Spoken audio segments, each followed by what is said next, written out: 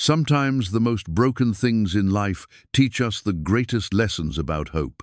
In a dusty auction yard, a sick horse stood alone while buyers walked away shaking their heads. The animal was thin, weak, and clearly dying. Nobody wanted to waste their money on something so worthless. But then a blind cowboy named Thomas McKenzie stepped forward. At 67, he'd lost his sight in a ranch accident years ago. His hands found the horse's trembling neck. He couldn't see what everyone else saw, but he felt something different. Thomas whispered quietly to the animal, and something magical happened between two broken souls. The other ranchers thought he was crazy for buying a dying horse. But what they didn't understand was that sometimes the most damaged things just need someone to believe in them. What happened next between this blind man and sick horse would prove that healing comes in the most unexpected ways. Before we jump back in, tell us where you're tuning in from, and if this story touches you, make sure you're subscribed, because tomorrow I've saved something extra special for you. The old leather saddle hung in the corner of the barn like a monument to better days. Thomas McKenzie ran his weathered fingers along its worn edges, feeling every crack and crease that told the story of a life lived hard and proud. The silver buckles had tarnished, and the leather had darkened with age, but it still held the scent of glory days when Thomas was the name whispered with respect at every rodeo from Montana to Texas. 5 years had passed since the accident that stole his sight, but Thomas could still remember every detail of that championship saddle. He'd won it at the Calgary Stampede in 1978, riding a bronc called Devil's Dance that had thrown 17 men before Thomas climbed on. 8 seconds later, he was champion, and Sarah was crying happy tears in the stands, her voice cutting through the roar of 20,000 people. Sarah. Even now, 3 years after her passing, Thomas could hear her laugh echoing in the empty spaces of their ranch house. She'd been the one to help him navigate those first dark months after the accident, teaching him to trust his other senses, to find his way around their home with patience and love. When the cancer took her, it felt like losing his sight all over again, only worse this time. The McKenzie Ranch had seen better days, too. What once was a thriving operation with over 200 head of cattle now barely supported a dozen aging steers. The fences needed mending, the barn roof leaked when it rained, and the feed bills kept climbing while the bank account kept shrinking. Thomas knew the neighbors whispered about him, wondering how long a blind man could keep a ranch running, wondering when he'd finally admit defeat and sell to Jake Morrison, who'd been circling like a vulture with cash offers every few months. "Morning, Thomas." Doc Henderson's voice carried across the yard, followed by the sound of his truck door slamming shut. The veterinarian had been making these visits more frequently lately. Not for any animals, Thomas had so few left, but to check on his old friend. "Coffee's fresh," Thomas called back, already heading toward the house. His walking stick tapped against the familiar stones of the pathway, each one placed exactly where Sarah had positioned them years ago to guide his steps. Doc Henderson was a good man, one of the few who still treated Thomas like he had something to offer the world. At 72, the vet had delivered more calves and mended more broken bones than anyone in 3 counties, and his weathered hands still held steady when an animal needed help. "You're thinking too hard again," Doc said, settling into the kitchen chair that creaked just the way it had for the past 20 years. "I can practically hear the gears grinding from here." Thomas poured 2 cups of coffee, the routine so familiar he could do it in his sleep. The kitchen smelled like bacon grease and old wood, like memories of Sarah's cooking and lazy Sunday mornings when the future stretched out bright and endless. "Jake Morrison stopped by yesterday," Thomas said, taking his seat across from his friend. "Upped his offer again. And I'm running out of reasons to say no." Thomas lifted the cup to his lips, savoring the bitter warmth. "Ranch is falling apart, Doc. I can feel it in every board, every post, every blade of grass. Place needs more than I can give it." Doc Henderson was quiet for a long moment, and Thomas could picture him stroking his grey beard the way he always did when he was thinking. "You know, there's an auction this Saturday, Old Miller Place. They're selling off everything before the bank takes it. Thomas had heard about the Miller place, good people who'd gotten caught in the same squeeze that was choking half the ranchers in the valley. Bad weather, falling prices, and loans that came due, whether the cattle sold or not. Might be some good deals on equipment, Doc continued. Tools, maybe a tractor if you're interested. Thomas shook his head. Can't afford equipment, Doc. Hell, I can barely afford the coffee we're drinking. Maybe not equipment then, but sometimes a man finds what he needs instead of what he's looking for. There was something in Doc's tone that made Thomas pause. His friend had a way of saying things that meant more than the words themselves, like he was planting seeds for thoughts that would grow later. After Doc left, Thomas walked the property with his stick and his memory, following the fence line he'd walked 10,000 times before. He could feel the weight of the place settling on his shoulders like an old coat, comfortable but heavy. Sarah used to walk these same paths with him in the evenings, her hand tucked into his arm, both of them planning improvements they'd make come spring, talking about the children they'd never had but somehow never stopped hoping for. The silence out here was different from the silence in town. In town, silence felt like judgment, like people holding their breath, waiting for him to fail. Out here, silence felt like possibility, like the land itself was waiting to see what would happen next. Saturday morning came grey and cold, with the kind of wind that cut through a man's jacket and reminded him winter was never far away in Montana. Thomas almost stayed home. The idea of standing around while people picked through the remains of another man's dreams felt too much like looking into his own future. But something pulled him toward town anyway. Maybe it was Doc's words about finding what you need instead of what you're looking for. Maybe it was the loneliness that had been creeping up on him like fog, making even his own company feel thin and insufficient. The auction yard buzzed with familiar voice ranchers and dealers, neighbors and strangers, all gathered to divide up what remained of the Miller legacy. Thomas recognized most of the voices, could place them to faces he remembered from before the accident. They nodded politely when they saw him, but he could feel their discomfort, their uncertainty about how to talk to a man who couldn't see their expressions. The auctioneer's voice carried across the yard, calling out lot numbers and starting bids. Tools went for reasonable prices, equipment sold to the highest bidder, and slowly the Miller place was parceled out to people who would use the pieces to build their own dreams. Then the livestock came up for sale. Thomas heard the sounds of horses being led into the ring, their hooves shuffling against the packed earth, the murmur of the crowd as they evaluated each animal. Most sold quickly to buyers who knew what they were looking for. Then came a silence that felt different. It stretched too long, filled with the kind of uncomfortable quiet that comes when something unpleasant enters a room. Lot 47, the auctioneer announced, his voice losing some of its enthusiasm. Gelding, age unknown, as is, where is. Thomas heard the collective intake of breath, the shuffle of feet as people stepped back rather than forward. Whatever they were looking at, it wasn't good. He moved closer to the fence, his stick guiding him through the crowd, until he could smell the distinctive scent of horse and hay and something else, something that spoke of sickness and neglect. "Do I hear 50? The auctioneer called out. No response.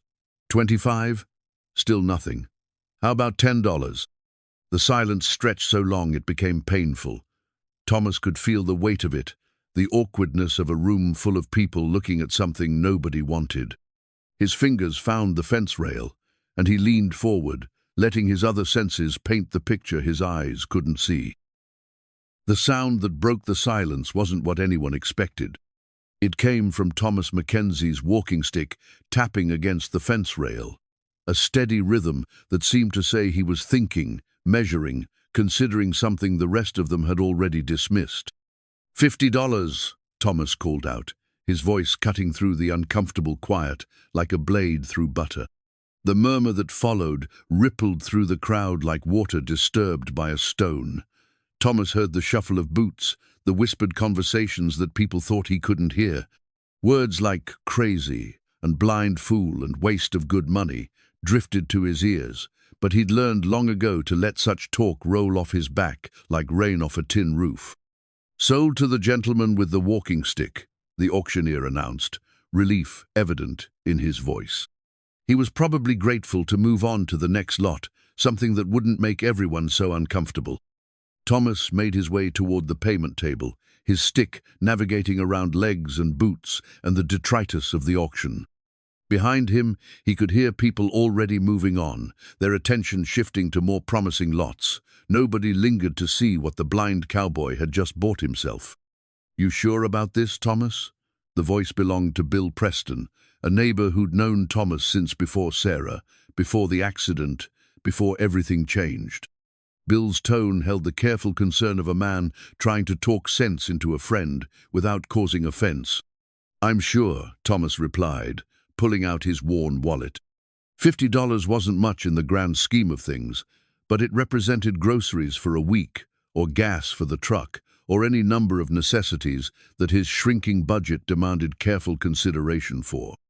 After the paperwork was completed, Thomas followed the sound of hooves to where they'd led his purchase.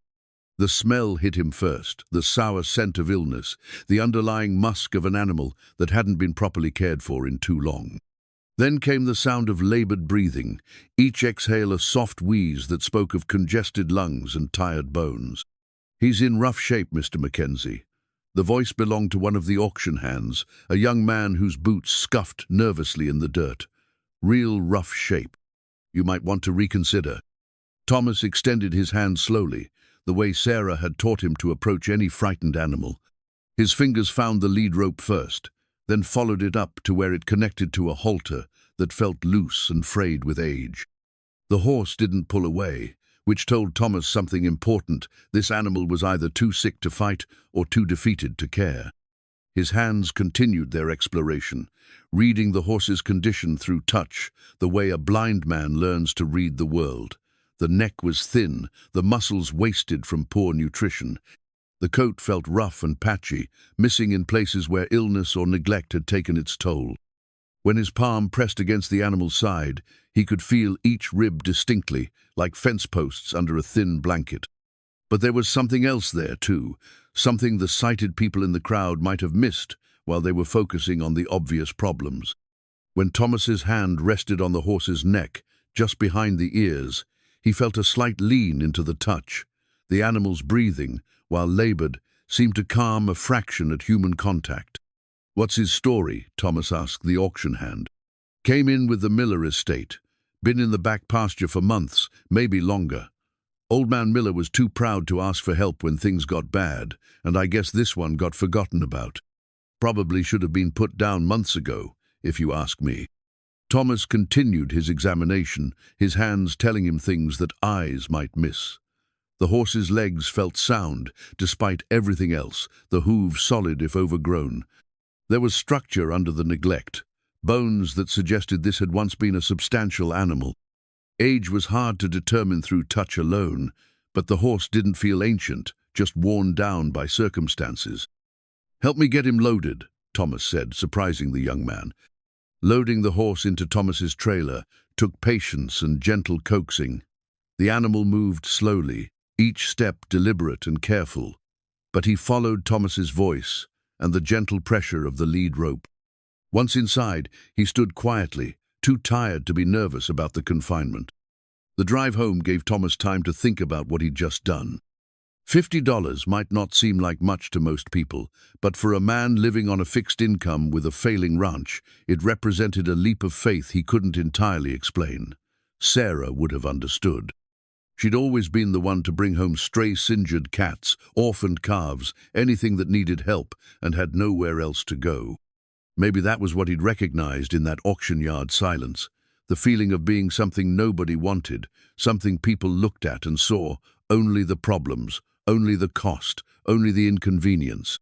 He'd been living with that feeling for 5 years now, ever since the accident took his sight and left him fumbling around in a world that seemed designed for people who could see. When they reached the ranch, Thomas took his time unloading his purchase.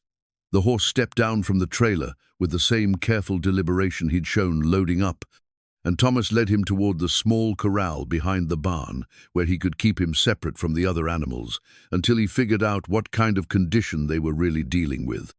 "Well, old boy," Thomas said, removing the frayed halter and replacing it with one of his own that fit better. "I guess we're stuck with each other now."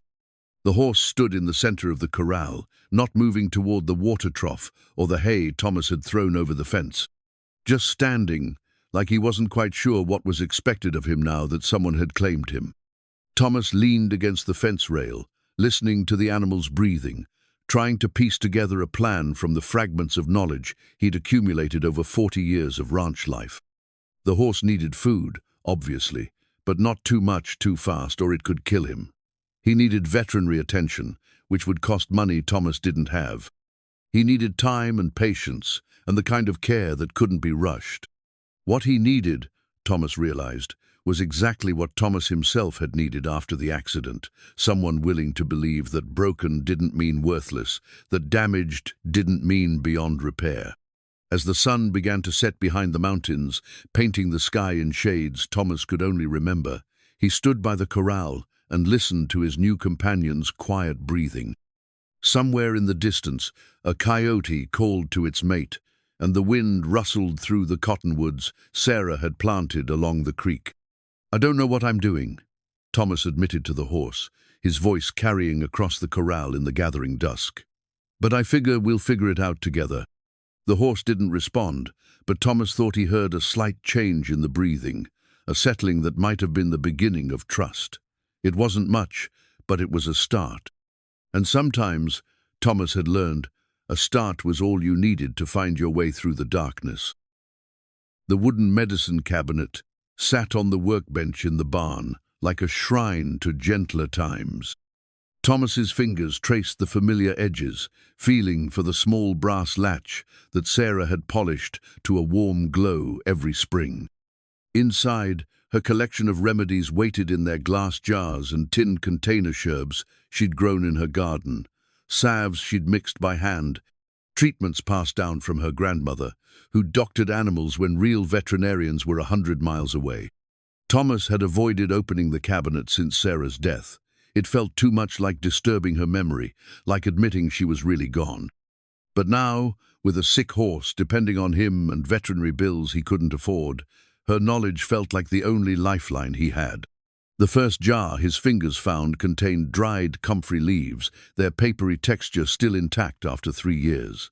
Sarah had sworn by comfrey for healing wounds and reducing inflammation. Next to it sat a container of honey that had crystallized but was still good, and beyond that, a small bottle of apple cider vinegar that she'd used for everything from digestive problems to hoof rot. "Start with what you know," he could hear her saying, her voice as clear in his memory as if she were standing beside him. "Animals are simpler than people think. They need food, water, shelter, and someone who cares enough to pay attention." Thomas carried the medicine cabinet to the corral, where his nameless horse stood in the same spot as the night before. The animal's breathing sounded marginally better in the morning air, but Thomas could still hear the congestion that spoke of respiratory problems. "Morning, old boy," Thomas said softly, approaching the fence with the same slow movements he'd used at the auction. "Thought we might start working on getting you feeling better." The horse's ears twitched at the sound of his voice, which Thomas took as a good sign. Animals that had given up completely stopped responding to human interaction altogether. This one was still listening, still aware of the world around him. Thomas mixed a handful of grain with some honey and a pinch of the dried herbs, creating a mixture that smelled like Sarah's kitchen on Sunday mornings. He'd watched her do this same thing for countless sick animals over the years, always starting with small amounts, always building trust before trying to heal. He climbed over the fence, moving slowly enough that the horse could track his movements by sound. When he held out the grain mixture in his cupped palm, the horse approached with tentative steps, nostrils flaring as he investigated the offering. The first touch of whiskers against Thomas's palm brought back a flood of memories. Sarah standing beside him in this same corral, laughing as a young colt licked grain from her hands. Her voice explaining that trust between human and animal always started with the simple act of sharing food, of proving that human hands brought comfort instead of harm. The horse ate slowly, carefully, like he wasn't quite sure this wasn't some kind of trick.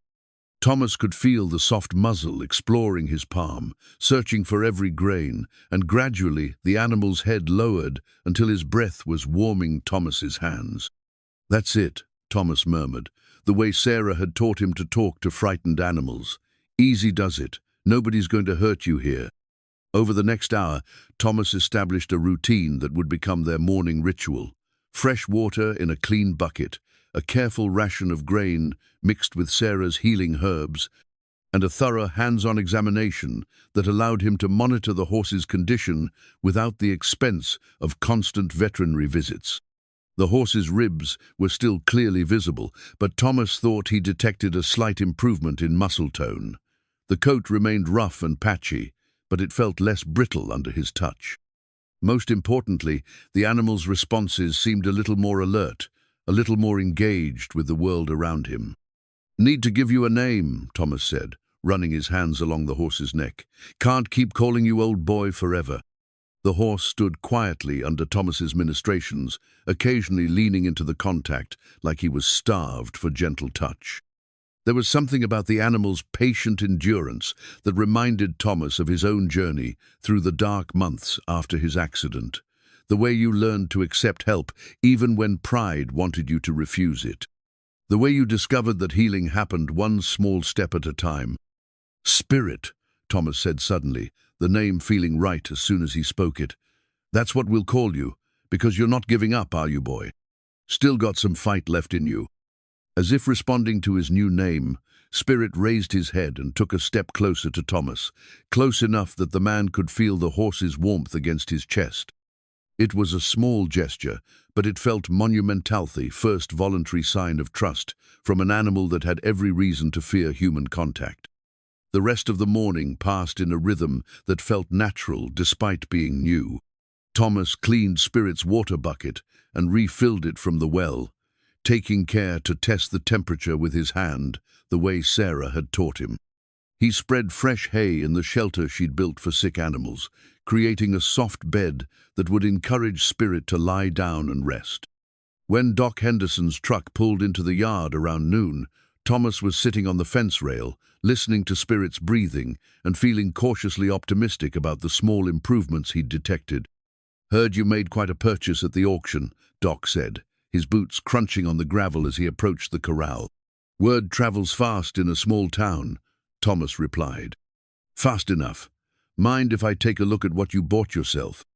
Thomas climbed down from the fence and opened the gate, allowing Doc to enter the corral.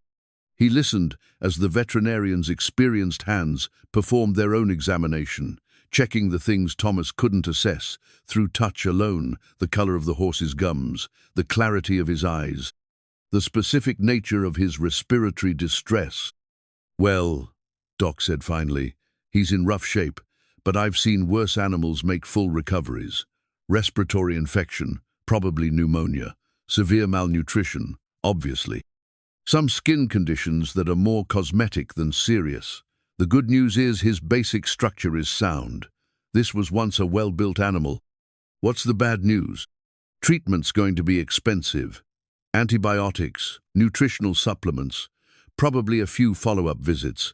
We're looking at several $100s minimum." Thomas felt the familiar weight of financial reality settling on his shoulders.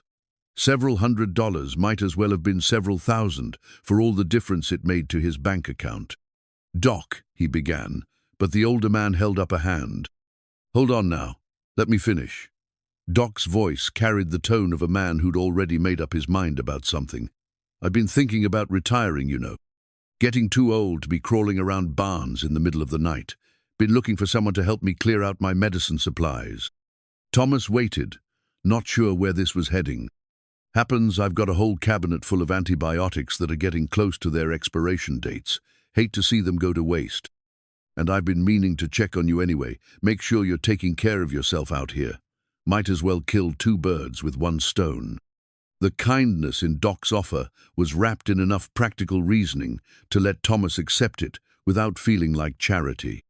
It was the kind of gesture that small communities were built on, people helping people because that's what neighbors did, dressed up as mutual convenience to preserve everyone's dignity. "I'd appreciate that, Doc," Thomas said quietly. As the veterinarian prepared the first injection, Thomas held Spirit's head, whispering the same soothing words Sarah had used with frightened animals. The horse flinched at the needle's sting but didn't fight, as if he understood that this discomfort was somehow different from the pain he'd been carrying. After Doc left, Thomas returned to the corral, where Spirit stood in his favorite spot near the water trough. The afternoon sun felt warm on Thomas's face, and he could hear the sounds of his small ranch coming to life around him, birds in the cottonwoods, cattle lowing in the distance, the familiar creak of the windmill that needed oil, but still pumped water faithfully. For the first time in months, maybe years, Thomas felt something that might have been hope stirring in his chest.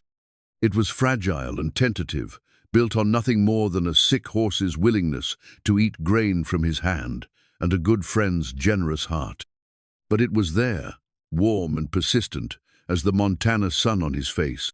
"What do you think, Spirit?" he asked the horse. "Think we might just surprise everybody?" The old feed bucket had seen better days. Its metal sides were dented from years of use, and the bottom showed the scars of countless meals shared between human and animal. But when Thomas heard Spirit's hooves moving toward it for the third morning in a row, that battered bucket became the most beautiful sound in the world. It meant hope. It meant healing. It meant that sometimes broken things could find their way back to wholeness if someone cared enough to believe in them. Thomas stood by the fence, listening to the gentle sounds of Spirit, eating the soft crunch of grain, the occasional snuffle of satisfaction, the steady rhythm of an animal that was learning to trust again. 2 weeks had passed since the auction, and the changes were becoming impossible to ignore. The wheezing in Spirit's breathing had diminished to an occasional cough. The antibiotics Doc Henderson had provided were working their quiet miracle, and Thomas could hear the difference in every breath. More importantly, Spirit's appetite had improved dramatically. What had started as tentative nibbling had become genuine enthusiasm for his morning and evening meals. Thomas had developed a routine that revolved around these twice-daily feedings, and Spirit had learned to anticipate them. The horse would move to the fence line when he heard Thomas's boots on the gravel, nickering softly in greeting. It was a sound that never failed to warm Thomas's heart, proof that Spirit was rediscovering his voice along with his health. "Morning, boy," Thomas said, climbing over the fence with the feed bucket balanced carefully in one hand. "How are we feeling today?" Spirit approached without hesitation now, his muzzle finding Thomas's shoulder in a gesture that had become their morning greeting. The horse's coat felt different under Thomas's hands, still rough in places, but with an underlying vitality that hadn't been there before. New hair was growing in the bare patches, and the skin beneath felt healthier, less dry and flaky. But the most remarkable change was in Spirit's behavior. The defeated, listless animal from the auction yard had been replaced by a horse that showed genuine interest in his surroundings. Thomas could hear him moving around the corral at night, no longer content to stand in one spot, waiting for whatever came next. "Doc Henderson's coming by this morning," Thomas told Spirit as the horse worked through his breakfast. "Wants to see how you're doing with those antibiotics." As if summoned by the mention of his name, Doc's pickup truck rumbled into the yard just as Thomas was finishing his morning examination of Spirit's legs and hooves. The veterinarian's routine visits had become as regular as clockwork, officially to monitor Spirit's progress, but really to check on both of his patients. "Well, I'll be damned," Doc said, studying Spirit from outside the corral. "Thomas, that horse looks like a completely different animal." "Feels different too," Thomas replied, running his hand along Spirit's neck. "Stronger, more alert. Yesterday I heard him whinny at the cattle in the next pasture. First time he's shown any interest in the other animals." Doc entered the corral and performed his examination with the thoroughness of a man who'd spent 50 years reading the subtle signs of animal health. Thomas listened to the quiet sounds of the checkup, the stethoscope against Spirit's chest, the gentle manipulation of joints and muscles, the satisfied grunts that indicated Doc's approval of what he was finding. "Respiratory infections cleared up completely," Doc announced. "Muscle tone's improving, coat's coming back nicely. I'd say we're looking at a genuine recovery here." The words sent a surge of satisfaction through Thomas that surprised him with its intensity. When was the last time he'd felt truly successful at something? When was the last time his efforts had produced such tangible, positive results? "There's something else," Doc continued, his tone shifting to something more serious. "Something I should probably mention." Thomas felt a familiar knot of anxiety form in his stomach. Good news in his experience was often followed by complications. "I've been asking around about this horse, trying to piece together his history. Old man Miller wasn't much for record-keeping, especially toward the end when things got bad for him. But I talked to his neighbor, Frank Carver, and he remembers when Miller first got this horse." Doc paused, and Thomas could hear him shifting his weight from one foot to the other, the way he did when he was uncomfortable about something. "Frank thinks this horse might have come from the Riverside stables. You remember that place? Used to breed quarter horses for rodeo work, maybe 15 years ago." Thomas remembered Riverside stables. They'd had a reputation for producing solid, athletic horses with good bloodlines.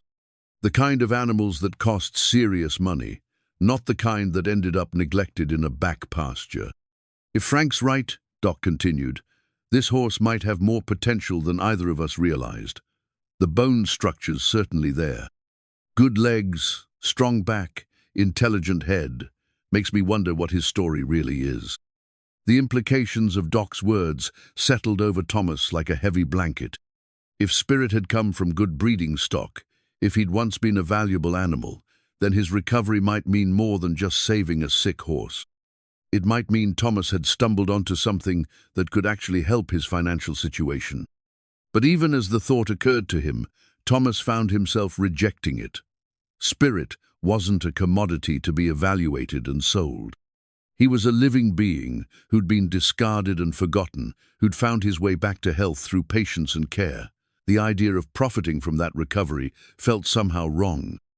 After Doc left, Thomas spent the afternoon working on ranch maintenance, but his mind kept returning to the veterinarian's words. Spirit followed him along the fence line as he worked, staying close enough that Thomas could hear his breathing, could reach out and touch him when he needed the reassurance of contact. The horse had become more than a patient or a project. He'd become a companion, someone to talk to during the long hours when the silence of the ranch threatened to overwhelm Thomas's spirits. More than that, caring for Spirit had given Thomas a sense of purpose that had been missing since Sarah's death. When evening came, Thomas prepared Spirit's dinner with the same careful attention he'd given every meal for the past 2 weeks. The routine had become meditation, a series of actions that centered his thoughts and reminded him that he was still capable of nurturing life, still able to make a positive difference in the world. Spirit greeted him at the fence with the gentle nicker that had become their evening ritual. The horse's coat gleamed in the fading light, no longer the dull, lifeless covering of a sick animal, but something that caught and reflected the last rays of sunlight.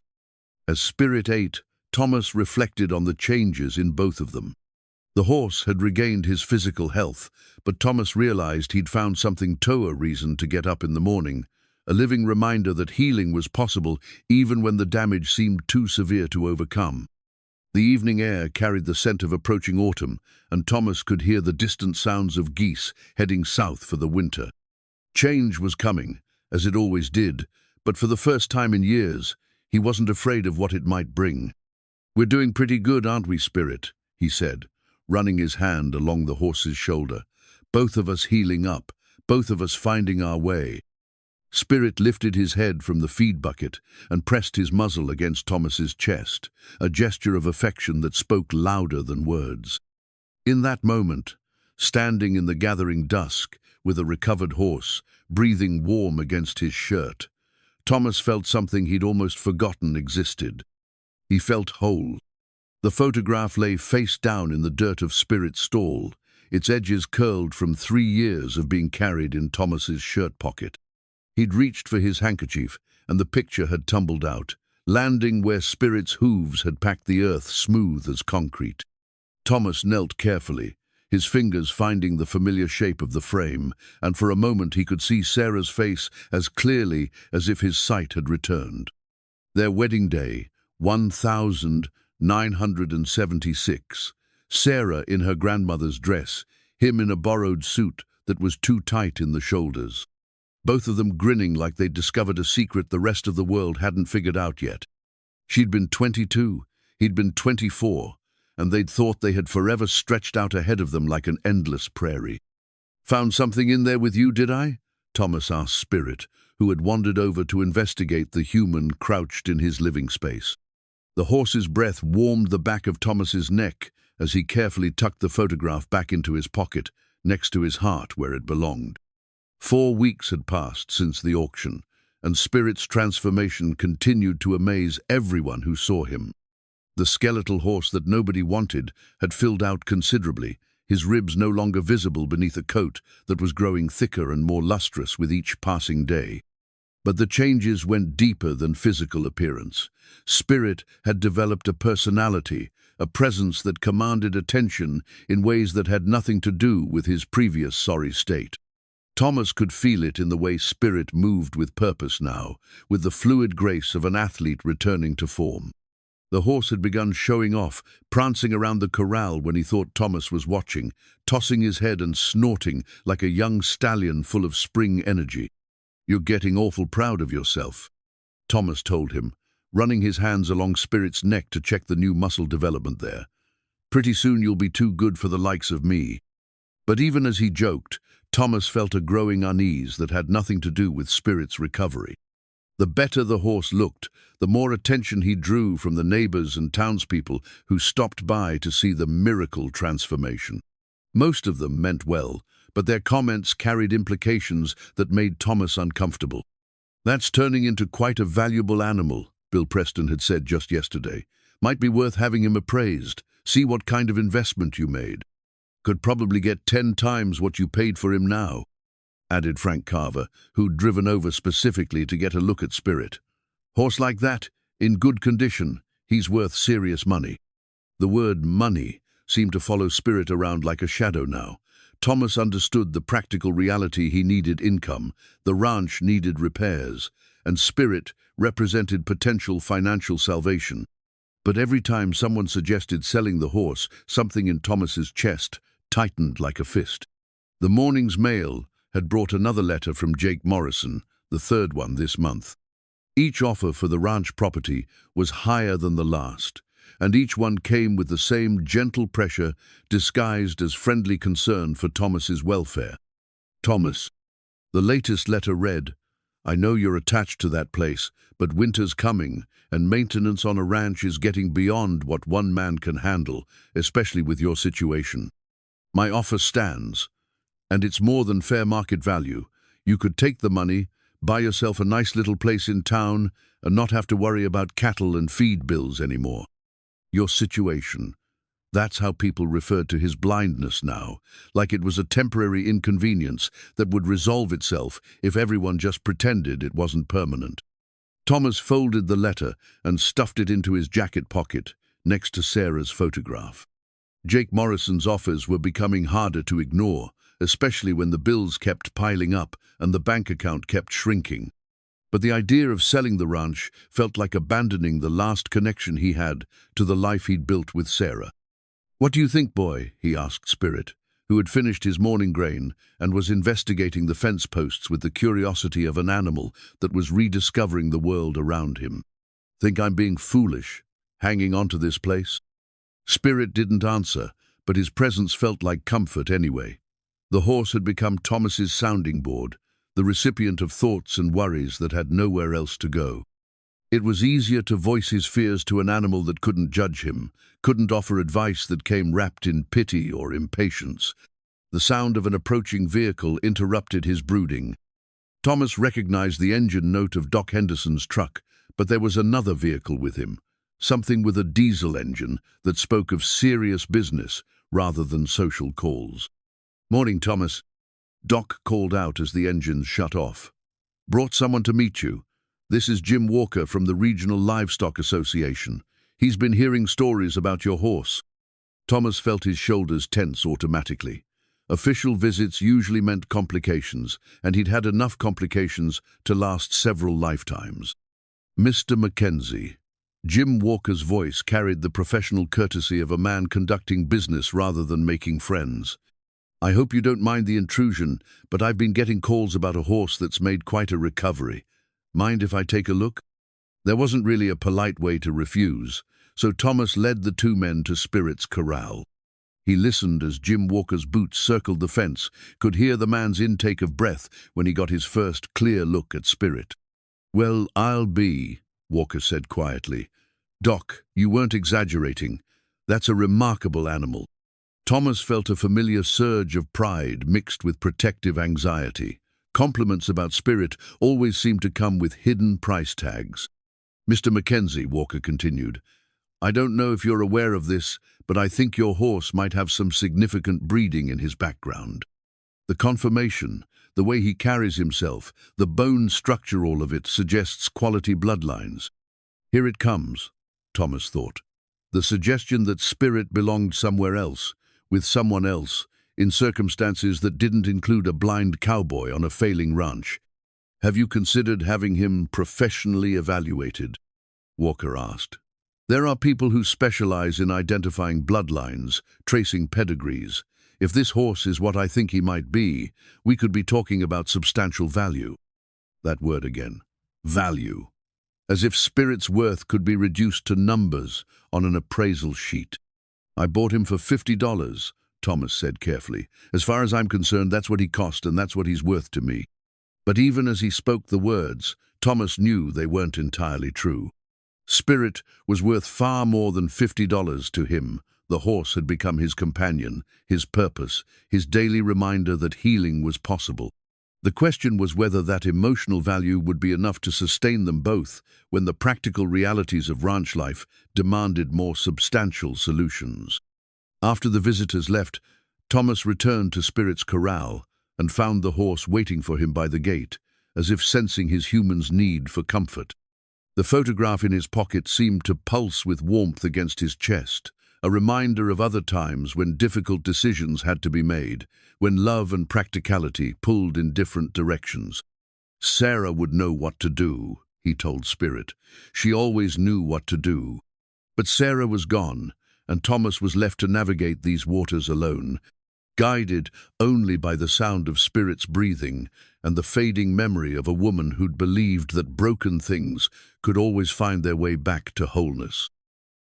The rope halter took Thomas 3 tries to get right. His fingers, once so sure with knots and leather work, fumbled with the simple braiding pattern Sarah had taught him decades ago. But Spirit stood patiently while Thomas worked, occasionally nudging his shoulder as if to encourage the effort. "There," Thomas said finally, slipping the finished halter over Spirit's head. The rope felt right in his hands, not the frayed, store-bought thing the horse had worn at the auction, but something made specifically for him, adjusted to fit his head properly, crafted with the kind of attention that spoke of care rather than mere convenience. 6 weeks had passed since the auction, and Spirit's transformation was nothing short of miraculous. The hollow-eyed, defeated animal had become a horse that drew admiring glances from everyone who saw him. His coat gleamed with health, his eyes were bright and alert, and he moved with the fluid grace of an athlete in prime condition. More importantly, the bond between Thomas and Spirit had deepened into something that transcended the simple relationship between owner and animal. Spirit had learned to respond to Thomas's voice commands with an intelligence that surprised even Doc Henderson. A soft click of the tongue brought the horse to attention. A whispered, "Easy," calmed him when something startled him. And the gentle pressure of Thomas's hand on his neck was enough to guide him in any direction. "You're getting too smart for your own good," Thomas told Spirit as he led him around the corral using nothing but voice commands and the light touch of the rope halter. "Pretty soon you'll be doing my taxes and fixing the roof." The joke carried an undercurrent of truth that made Thomas uneasy. Spirit's intelligence was becoming impossible to ignore, and with it came questions about the horse's background that Thomas wasn't sure he wanted answered. Animals didn't learn this quickly unless they'd been trained before, didn't respond with such precision unless someone had spent considerable time teaching them. the morning's mail, had brought another surpriser letter from the editor of the county newspaper, asking permission to feature Thomas and Spirit's story in the weekend edition. Word of the remarkable recovery had spread beyond the immediate neighborhood, apparently, and people were interested in reading about the blind cowboy who'd saved a dying horse. Thomas wasn't sure how he felt about the attention. Part of him was proud of what they'd accomplished together, proud of Spirit's recovery and the role he'd played in it. But another part worried about what kind of notice the story might attract, what kind of people might come looking for a horse that was clearly worth more than the $50 Thomas had paid. "What do you think, boy?" Thomas asked Spirit as they practiced their morning routine. "Think we're ready for our 15 minutes of fame?" Spirit's response was to nuzzle Thomas's pocket, searching for the sugar cubes that had become part of their ritual. The horse had developed a sweet tooth that rivaled a child's, and Thomas found himself buying sugar specifically for Spirit's treats. The sound of multiple vehicles approaching interrupted their training session. Thomas recognized Doc Henderson's truck, but there were others with it, cars and trucks that spoke of a delegation rather than a casual visit.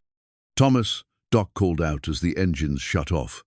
"Hope you don't mind company. Word's gotten out about Spirit, and some folks wanted to see him for themselves." What followed was the most surreal hour of Thomas's life since the accident. A parade of visitors circled Spirit's corral, each one more amazed than the last at the horse's condition and behavior.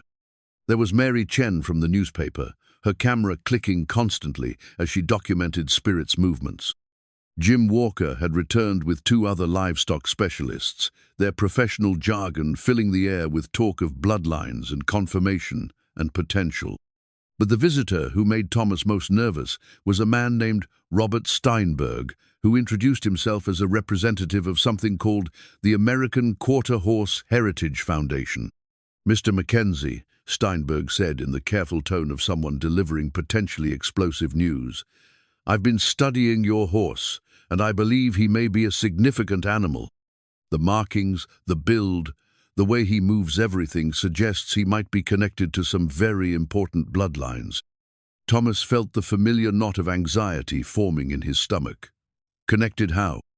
There was a stallion named Thunder's Pride, bred by Riverside Stables in the early 2000s, one of the finest quarter horses ever produced in this region. He sired several champions before he disappeared about 10 years ago. "Based on what I'm seeing, I think your horse might be Thunder's Pride himself." The words hit Thomas like a physical blow. Thunder's Pride. Even he had heard of that horsey legend in quarter horse circles, worth more money than Thomas's entire ranch. If Spirit was really Thunder's Pride, then everything changed. The horse didn't belong to a blind cowboy on a failing ranch. He belonged to the world of champions and breeding programs and people who understood his true value. "That's quite a theory," Thomas managed to say. "It's more than a theory," Steinberg replied. "I've brought some photographs, some documentation. With your permission, I'd like to do a thorough examination, maybe take some measurements. If I'm right, this could be the most significant horse find in decades." After the visitors left, Thomas sat on the fence rail with his head in his hands, listening to Spirit move around the corral. The horse seemed restless, picking up on Thomas's emotional turmoil with the sensitivity that had developed between them over the weeks of constant contact. The implications of Steinberg's visit were staggering. If Spirit was really Thunder's Pride, then Thomas's $50 purchase at a livestock auction would go down in horse breeding history. But more than that, it would mean Spirit had a past, a previous life that had nothing to do with Thomas or their shared journey of healing. It would mean Spirit belonged somewhere else.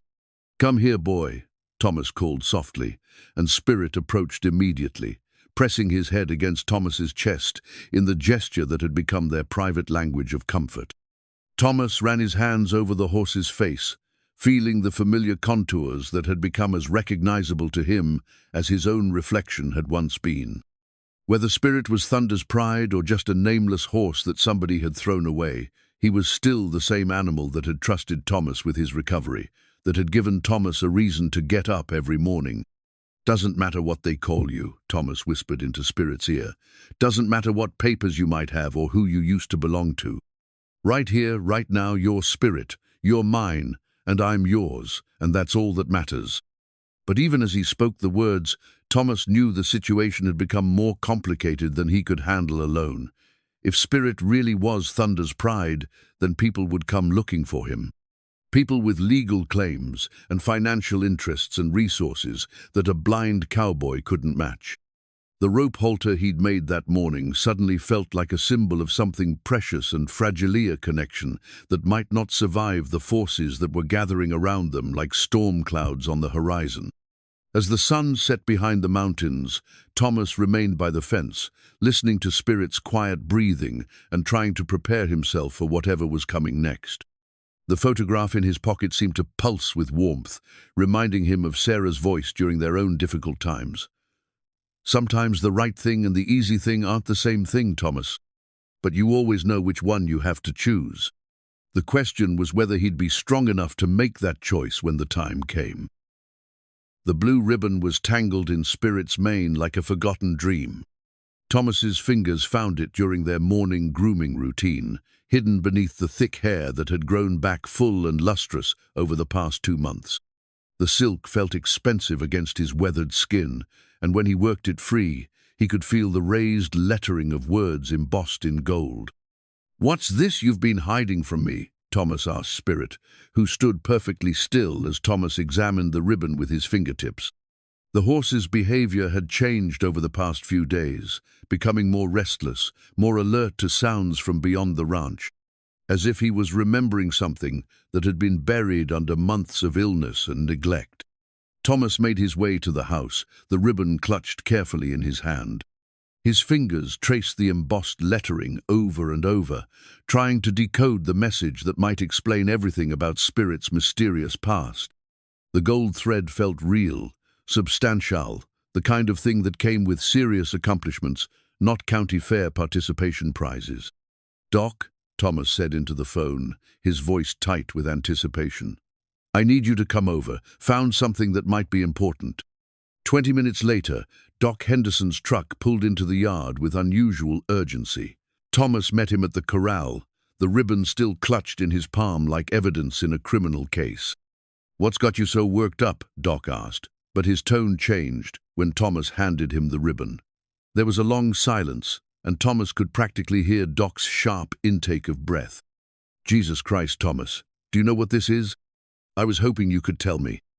"This is a championship ribbon from the National Quarter Horse Congress, 2008. First place in the 2-year-old futurity division." Doc's voice carried the weight of someone delivering earth-shaking news. "Thomas, this ribbon is worth more than some people's cars." The words hit Thomas like a physical blow. He'd known Spirit was special, had sensed the horse's quality from the beginning, but this was different. This was proof that Spirit wasn't just a well-bred animal, he was a champion, a horse that had competed at the highest levels of the sport. "There's more," Doc continued, his voice barely above a whisper. "The name on the ribbon, it says Thunder's Pride." Thomas felt the world shift beneath his feet. Thunder's Pride, the legendary stallion that Robert Steinberg had speculated about just days earlier. Not speculation anymore, fact, documented in gold thread and blue silk. "How is that possible?" Thomas asked, sinking onto the fence rail as the implications crashed over him like a wave. "How does a champion horse end up sick and dying at a livestock auction?" "I don't know," Doc replied, "but I think we need to find out." The rest of the morning became a whirlwind of phone calls and research. Doc contacted his network of veterinary colleagues, while Thomas tried to piece together what little he knew about Thunder's Pride's history. The horse had dominated quarter horse competition in the late 2000s, winning multiple championships before disappearing from the show circuit around 2010. The official story was that Thunder's Pride had been retired to stud, but no breeding records could be found. It was as if the horse had simply vanished from the sport that had made him famous. By noon, the ranch was once again filled with visitors, but this time the atmosphere was different. Robert Steinberg arrived with a folder full of documentation, his excitement barely contained as he confirmed what the ribbon had already revealed. Mary Chen from the newspaper brought a photographer, understanding that this story had just become much bigger than a feel-good piece about animal rescue. Most troubling of all, a lawyer named Patricia Wells arrived with questions about ownership and legal title that made Thomas's head spin. "The situation is complicated," Wells explained as they sat around Thomas's kitchen table. Thunder's Pride was owned by Riverside Stables until 2010, when the facility was sold to settle debts. The horse should have been part of that sale, but there's no record of him being transferred to the new owners. "So who owns him now?" Thomas asked, though he dreaded the answer. "That's what we need to determine. If the original ownership was never properly transferred, then technically Thunder's Pride still belongs to the estate of Riverside Stables. But if he was sold legitimately to Old Man Miller, then your purchase at the auction gives you clear title." Thomas felt a crushing weight settle on his chest. The idea that Spirit might be taken away from him, that their bond might be dismissed as legally irrelevant, was almost more than he could bear. "What does this mean for Thomas?" Doc asked, his voice carrying the protective edge of a friend defending a friend. "It means we need to investigate the chain of ownership very carefully," Wells replied. "If there are competing claims, this could end up in court. A horse of Thunder's Pride's stature and breeding value represents significant money, potentially hundreds of thousands of dollars." After the visitors left, Thomas sat in Spirit's corral, his back against the fence post, trying to process what his life had become in the space of a single morning. The horse that had been his salvation, his companion, his reason for getting up each day, was apparently worth more money than Thomas had ever dreamed of possessing. But more than that, Spirit was Thunder's Pridea legend, a champion, an animal that belonged to the world of professional breeding and competition, not to a blind cowboy on a failing ranch in Montana. Spirit approached and lowered his head to Thomas's shoulder, sensing his human's distress with the emotional intelligence that had developed between them. The gesture was so familiar, so much a part of their daily routine, that it brought tears to Thomas's eyes. "What are we going to do, boy?" Thomas whispered into Spirit's ear. "How do we fight people who have lawyers and money and legal claims?" The horse didn't answer, but his steady breathing and warm presence provided the only comfort Thomas could find in a world that had suddenly become much more complicated and threatening. As evening approached, Thomas remained in the corral, his mind racing through possibilities and consequences. The blue ribbon lay on the ground beside him, its golden letters catching the last light of the setting sun. It was beautiful and valuable and completely devastating to everything Thomas had believed about his life with Spirit. The phone rang in the house, its insistent tone carrying across the yard like a warning. Thomas knew without answering that it would be someone else with questions about Thunder's Pride, someone else with claims and demands and legal theories about who the horse really belonged to. But for now, in the gathering dusk, there was just Thomas and Spirit, sitting quietly together as they had every evening for the past 2 months. Whatever came next, whatever battles lay ahead, this moment was theirs, and Thomas was determined to hold on to it for as long as possible. The champion's ribbon fluttered in the evening breeze, a piece of silk and gold that had changed everything and nothing at the same time. Spirit was still Spirit, regardless of what name was embroidered on his prizes.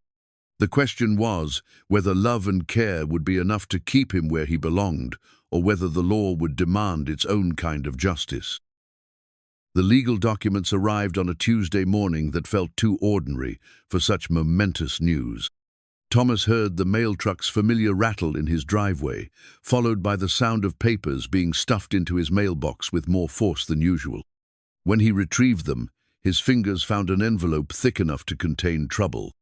Doc Henderson read the contents aloud in Thomas's kitchen an hour later, his voice growing more grim with each paragraph.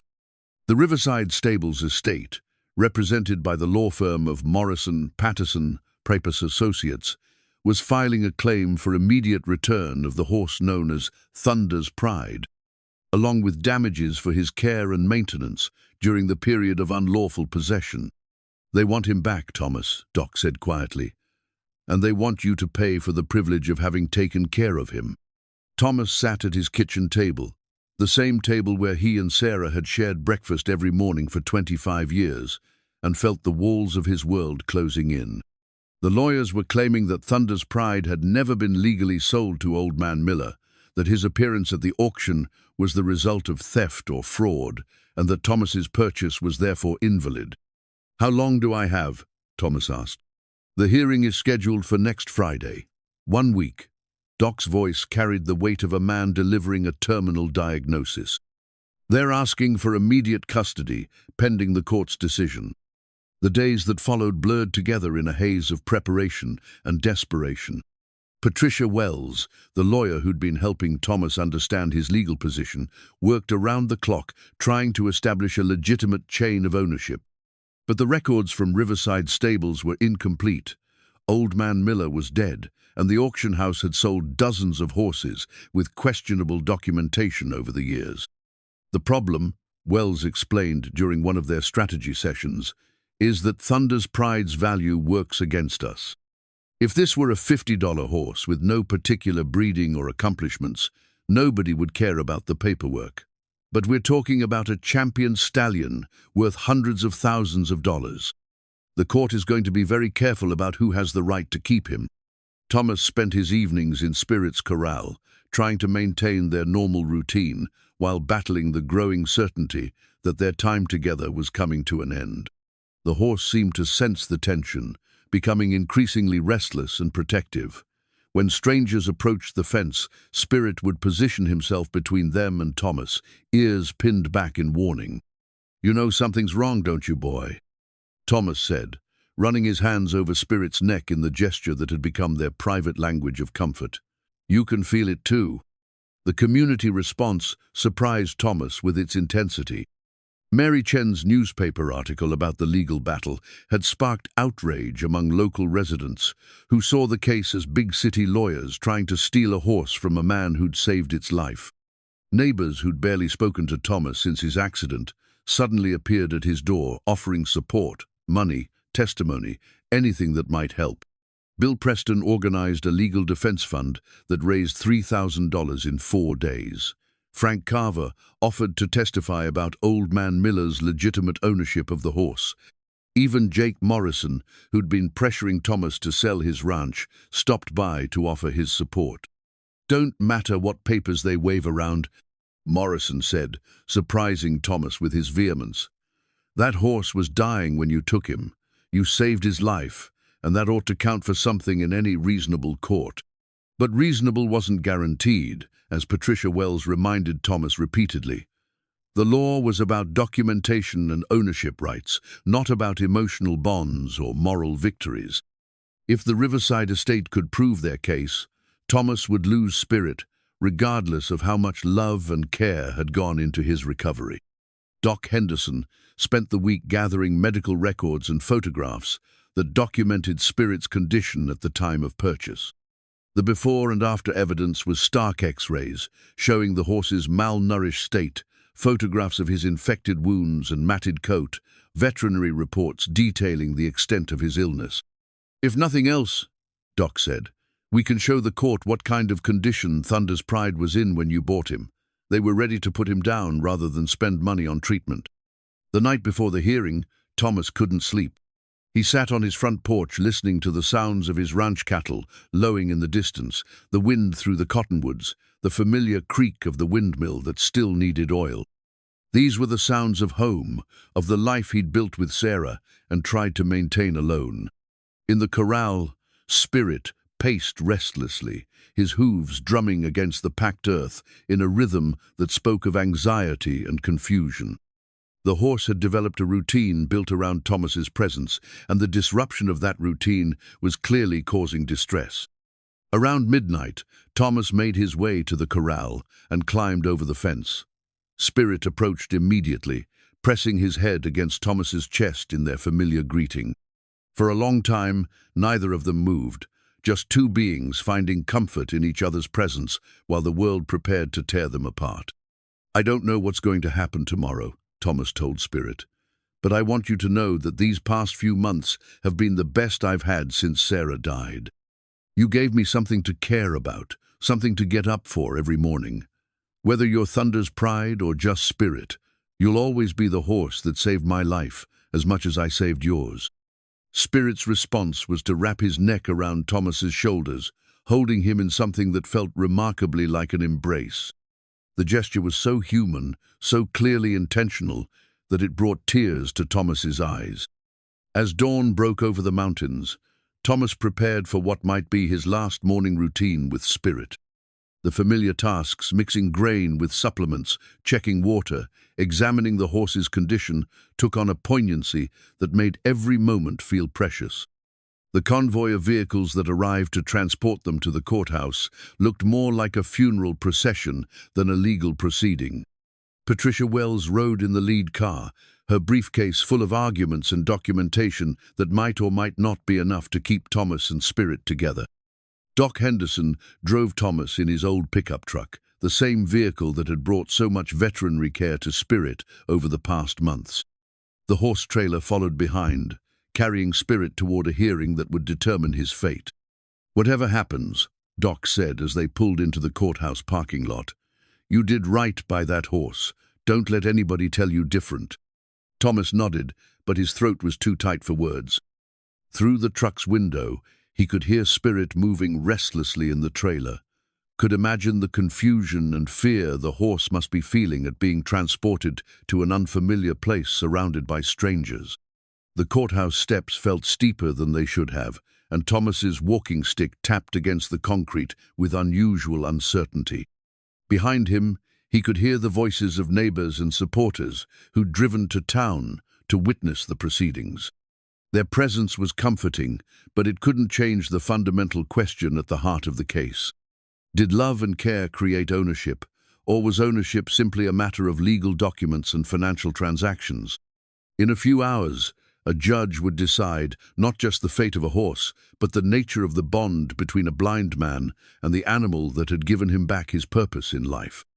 As they entered the courthouse, Thomas's hand moved unconsciously to his shirt pocket, where Sarah's photograph rested next to his heart.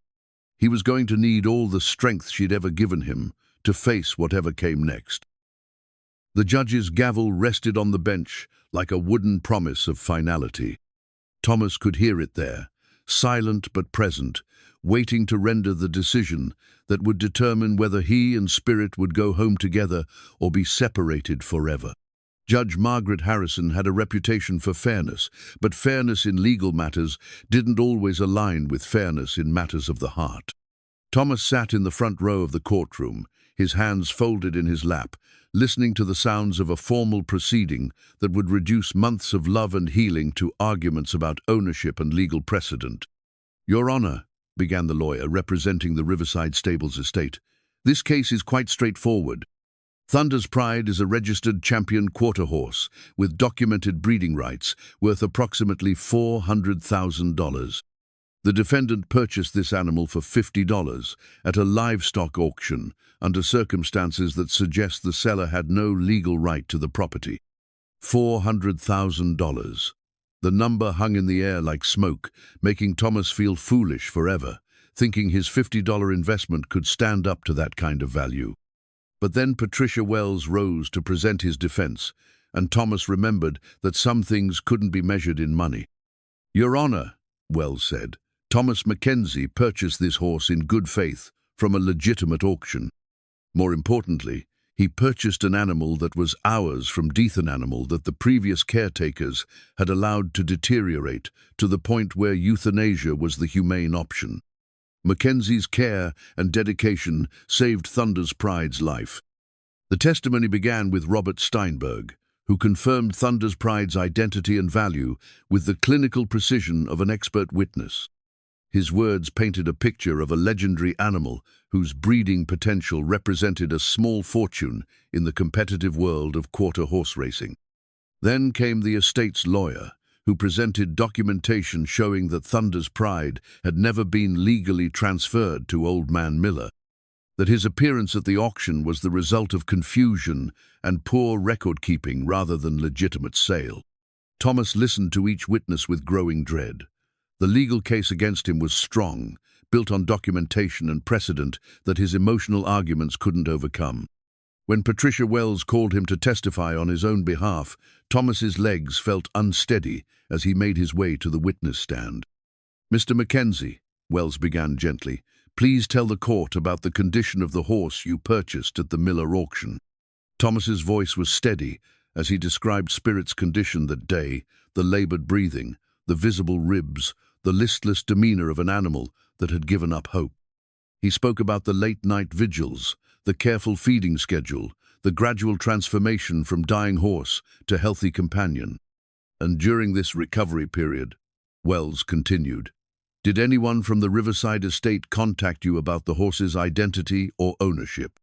"No, ma'am. Not until after he'd recovered completely." The cross-examination was brutal.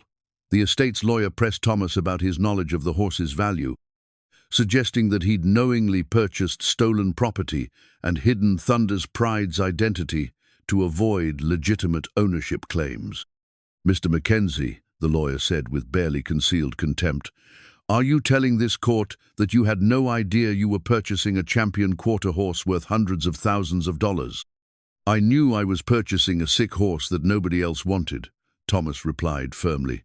"A horse that was dying while people walked away because they didn't want to spend money on veterinary care. But surely a man with your experience would recognize quality breeding even in a compromised animal." Thomas felt his temper rising but kept his voice level. "What I recognized was an animal in pain that needed help. Everything else was just speculation until we found that ribbon." Doc Henderson's testimony provided the medical foundation for Thomas's case. He presented X-rays, photographs, and detailed veterinary records that documented Spirit's condition at the time of purchase and throughout his recovery. "In your professional opinion," Patricia Wells asked, "what would have happened to this horse if Mr. McKenzie hadn't purchased him?" "He would have died within days," Doc replied without hesitation. "The pneumonia alone was advanced enough to be fatal. Add in the malnutrition and general neglect, and euthanasia would have been the only humane option." "And the current condition of the animal?" "Complete recovery. Better than complete, he's in the best condition I've seen in a horse his age. Mr. McKenzie's care has been exemplary." The estate's lawyer tried to minimize Doc's testimony, suggesting that any competent veterinarian could have achieved the same results with proper funding. But Doc's response carried the weight of 50 years of experience. "Money doesn't heal animals," he said firmly. "Care does, attention does. The kind of round-the-clock dedication that Mr. McKenzie provided can't be purchased. It can only be given."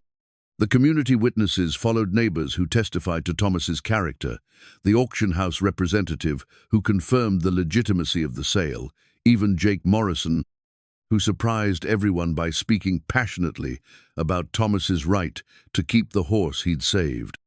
But the most powerful testimony came from Mary Chen, the newspaper reporter who documented Spirit's transformation. "Your Honor," she said, "I've covered dozens of animal stories over the years, but I've never seen anything like the bond between Mr. McKenzie and this horse. It goes beyond ownership, beyond legal technicalities. What I witnessed was two beings healing each other, creating something that transcends property law." As the morning wore on, Thomas could feel the weight of the proceedings pressing down on him like a physical force. The legal arguments swirled around him, precedents and property rights, documentation and financial valuations, but all he could think about was Spirit, waiting in the courthouse parking lot, confused and frightened by the unfamiliar surroundings. When the court recessed for lunch, Thomas made his way outside to check on his horse. Spirit's ears pricked forward at the sound of Thomas's voice, and he nickered softly in greeting. The simple sound nearly broke Thomas's heart. "I don't know what's going to happen," Thomas told Spirit, reaching through the trailer slats to touch the horse's neck. "But whatever they decide, you need to know that these months with you have been a gift. You gave me back my life, boy. No matter what happens, that's something nobody can take away." Spirit pressed his muzzle against Thomas's hand, a gesture of trust and affection that felt like a promise. Around them, the courthouse buzzed with activity as lawyers and witnesses prepared for the afternoon session that would determine their fate. Patricia Wells approached with a grim expression. "The estate's case is strong, Thomas." They have documentation, they have legal precedent, and they have the financial resources to pursue this through appeals if necessary. What are our chances? Honestly, maybe 30%. Judge Harrison is sympathetic to your situation, but the law is pretty clear about property rights. Unless we can prove that Old Man Miller had legitimate ownership, or unless something dramatic happens in the afternoon session, I think we're going to lose. Thomas nodded, having expected as much. The law was about documents and precedents, not about love and healing. He'd known from the beginning that the odds were against them. But as they prepared to return to the courtroom, Thomas felt a strange sense of peace settling over him. Whatever happened, he'd fought for Spirit with everything he had. Sometimes that was all a man could do. Judge Harrison's voice carried the weight of Solomon's wisdom as she addressed the packed courtroom. This case presents an unusual situation where legal ownership and moral stewardship appear to be in conflict. After reviewing all testimony and evidence, I find myself in the position of making a decision that will satisfy the law while attempting to serve justice. Thomas held his breath, his fingers gripping the edge of his chair. Around him, the courtroom was silent, except for the soft scratch of the court reporter's fingers on her keyboard. The documentation presented by the Riverside Stables estate establishes a prima facie case for their ownership of the horse known as Thunder's Pride. The judge continued. However, the circumstances surrounding this animal's care and recovery present compelling counter-arguments that cannot be ignored. The estate's lawyer leaned forward, confident in his legal position. Patricia Wells sat rigid beside Thomas, her hands folded tightly in her lap. Therefore, Judge Harrison said, I am ordering an unusual resolution to this dispute. The horse will be brought into this courtroom, and we will allow the animal himself to determine where his loyalties and comfort lie. A murmur rippled through the courtroom. Thomas felt his heart stop. In all his years of legal precedent research, Patricia Wells had never encountered a judge who'd allowed an animal to influence custody decisions. Your Honor, the estate's lawyer protested, with respect, this is highly irregular. Property law doesn't recognize animal preference as a determining factor in ownership disputes. Property law, Judge Harrison replied firmly, also doesn't typically deal with cases where the alleged property was rescued from death by the defendant. This court recognizes that Thunder's Pride is not merely property, he is a living being whose welfare must be considered alongside legal technicalities. 20 minutes later, the courthouse doors opened to allow Spirit's entry. Thomas heard the familiar sound of hooves on hard flooring, accompanied by the gentle guidance of court officers who'd volunteered to handle the unusual situation. Spirit entered the courtroom with his head held high, alert and curious about the strange environment. Thomas could hear the horse's breathing, slightly elevated from nervousness but strong and healthy. The sound filled him with pride, despite his fear of the outcome. Mr. McKenzie, Judge Harrison said, please approach the center of the courtroom. Thomas rose from his chair, his walking stick tapping against the marble floor as he made his way to the designated spot.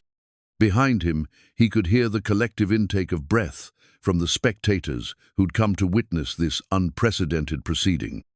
Mr. Steinberg, the judge continued, addressing the estate's representative, you may also approach and call to the horse. Robert Steinberg moved to the opposite side of the courtroom, his expensive shoes clicking against the floor. Thomas could hear him clearing his throat, preparing to call to an animal he'd only recently identified. The courtroom fell silent as both men stood equidistant from Spirit, who remained near the doors where the court officers had positioned him. Thomas could hear the horse's ears swiveling, taking in the unfamiliar sounds and scents of the formal environment.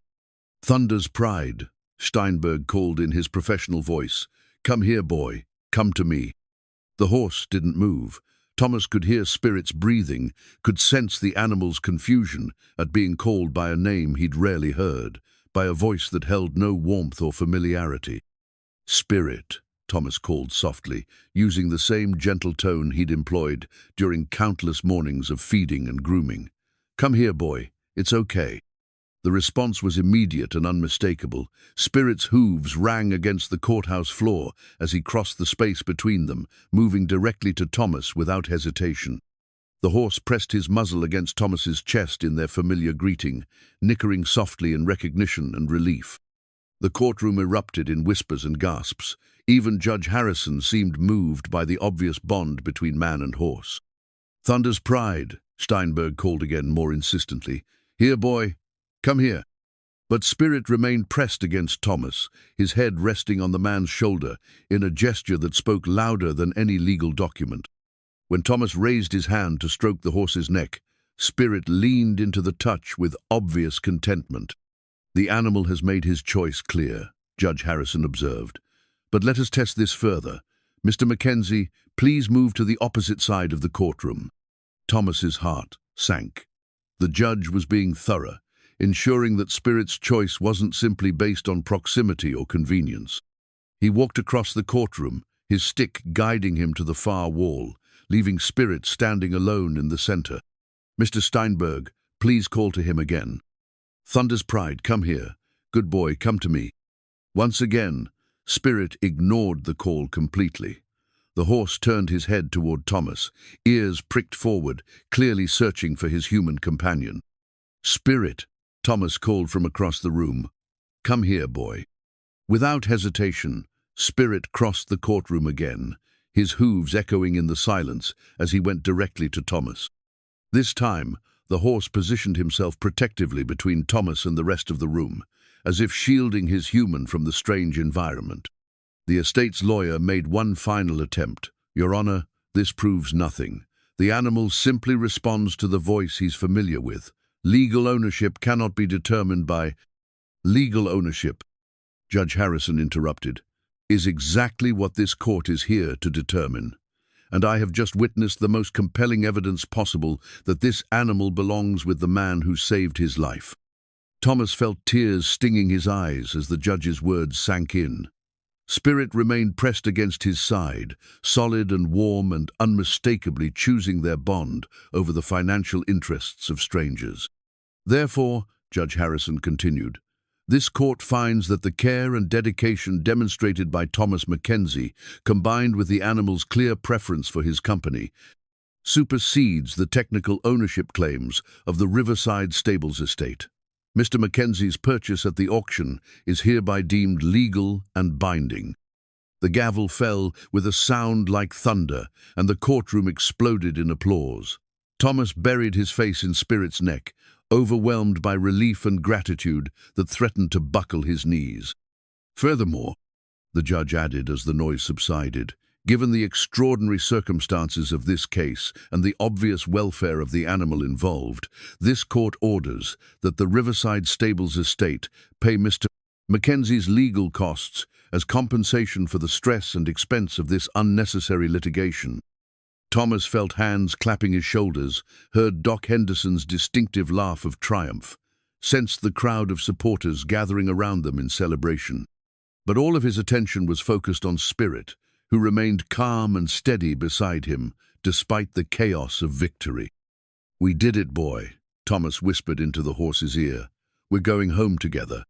Spirit's response was to wrap his neck around Thomas's shoulders in something that felt exactly like an embrace, holding him close while the courtroom celebrated around them.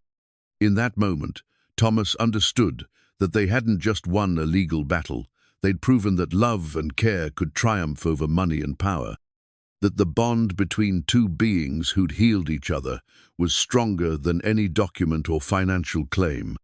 The gavel had fallen, but the real victory was in the steady warmth of Spirit's breathing against his cheek, the familiar scent of the horse who'd chosen him over fortune and fame, who'd declared in the most public way possible that home wasn't about bloodlines or breeding rights. Home was about belonging to each other. The wooden sign swayed gently in the morning breeze, its hand-carved letters catching the early sunlight that painted the Montana mountains in shades of gold and amber. Thomas ran his fingers over the words he couldn't see but knew by heart. McKenzie Ranch, where broken things find hope. Doc Henderson had helped him carve it during the long winter evenings, and now it hung proudly at the entrance to his property, like a declaration of purpose.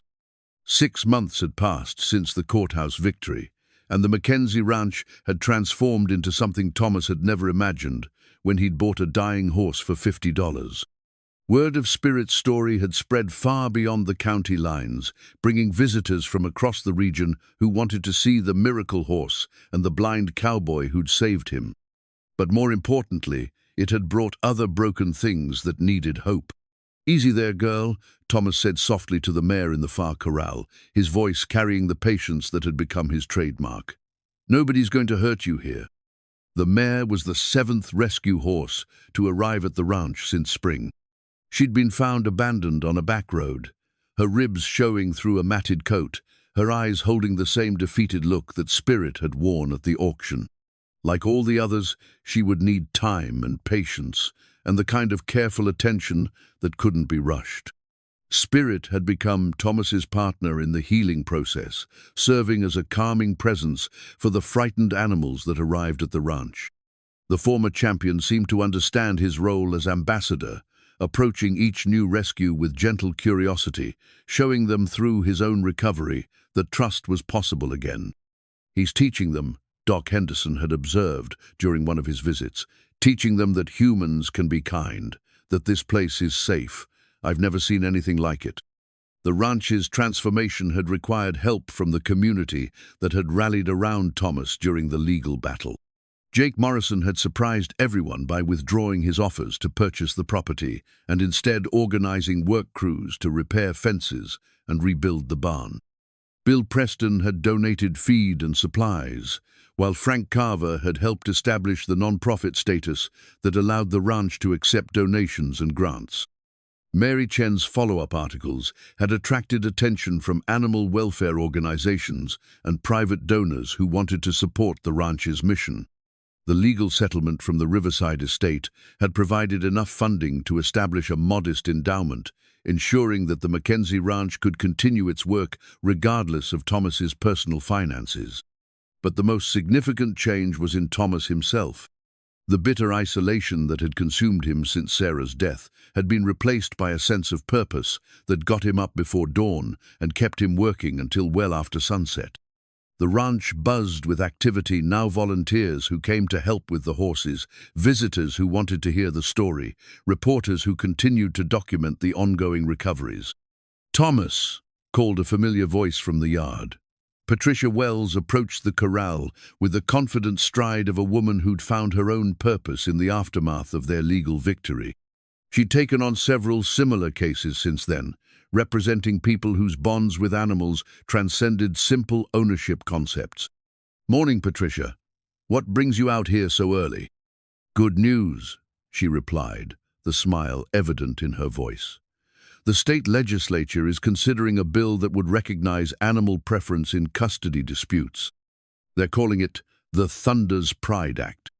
Thomas felt a surge of satisfaction that surprised him with its intensity. The idea that their court battle might help other people in similar situations, that Spirit's choice might establish precedent for future cases, felt like validation of everything they'd endured.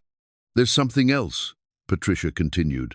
"I've been contacted by a publisher who wants to turn your story into a book. Apparently, there's quite a market for stories about second chances and unexpected friendships." Thomas considered the offer while listening to the sounds of his ranch horses nickering to each other, the splash of water troughs being filled, the distant lowing of cattle that had returned to his pastures as his finances stabilized. The idea of sharing Spirit's story with a wider audience appealed to him, especially if it might help other broken things find their way to hope.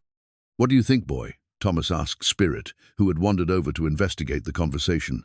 "Ready to be famous?" Spirit's response was to nuzzle Thomas's pocket, searching for the sugar cubes that had become part of their morning routine. Some things, Thomas reflected, never changed Spirit's sweet tooth, his habit of leaning into Thomas's touch, his preference for standing close enough that Thomas could always hear his breathing. The sound of an approaching vehicle interrupted his thoughts. A pickup truck pulled into the yard, followed by a horse trailer that spoke of another delivery. Thomas had learned to recognize the sound of hope arriving at his ranch, usually in the form of an animal that somebody else had given up on. "That'll be the gelding from Billings," Doc Henderson said, climbing out of his truck with the energy of a man 20 years younger. At 74, the veterinarian had found new purpose in the ranch's mission, making regular visits to monitor the recovery of each rescue horse. The gelding that emerged from the trailer was painfully thin, his coat dull and patchy, his movements tentative and fearful. But Thomas could hear something in the horse's breathing that spoke of potential, the same underlying strength that he'd detected in Spirit all those months ago. "What's his story?" Thomas asked. "Same as always," Doc replied sadly. "Owner died, family couldn't afford upkeep, horse got forgotten in a back pasture until a neighbor called animal control. He's got some medical issues, but nothing that proper care won't fix."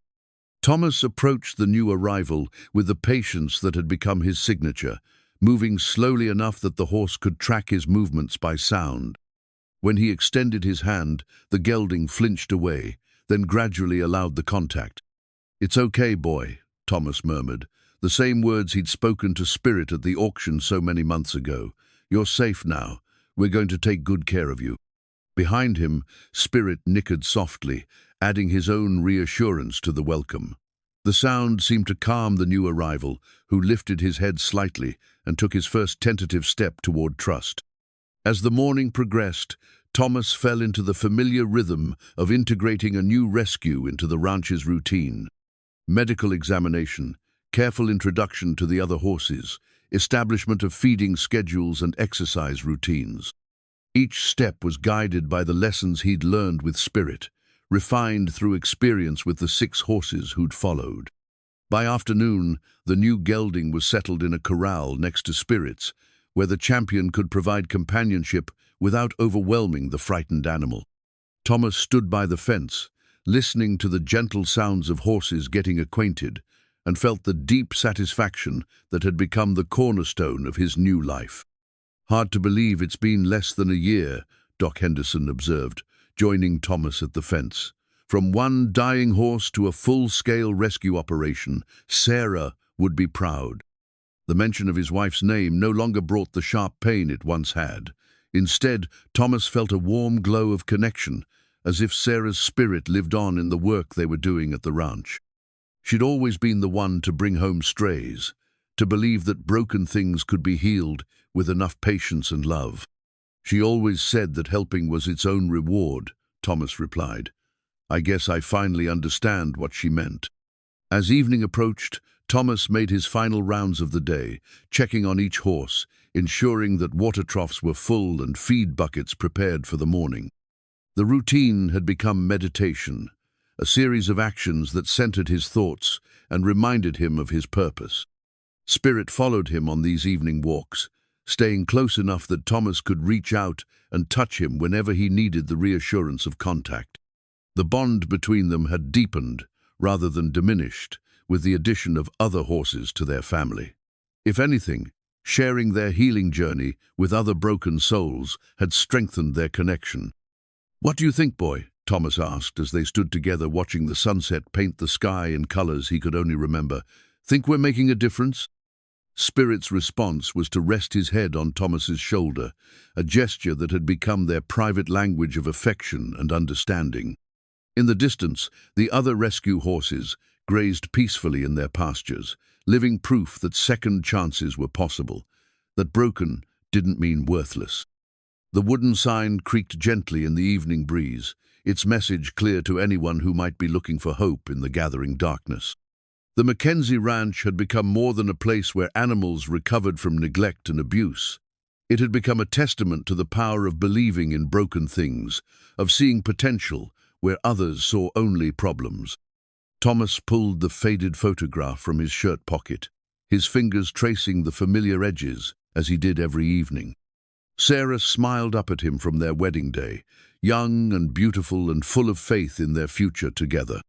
He'd kept his promise to her, even if it had taken him years to understand what that promise really meant.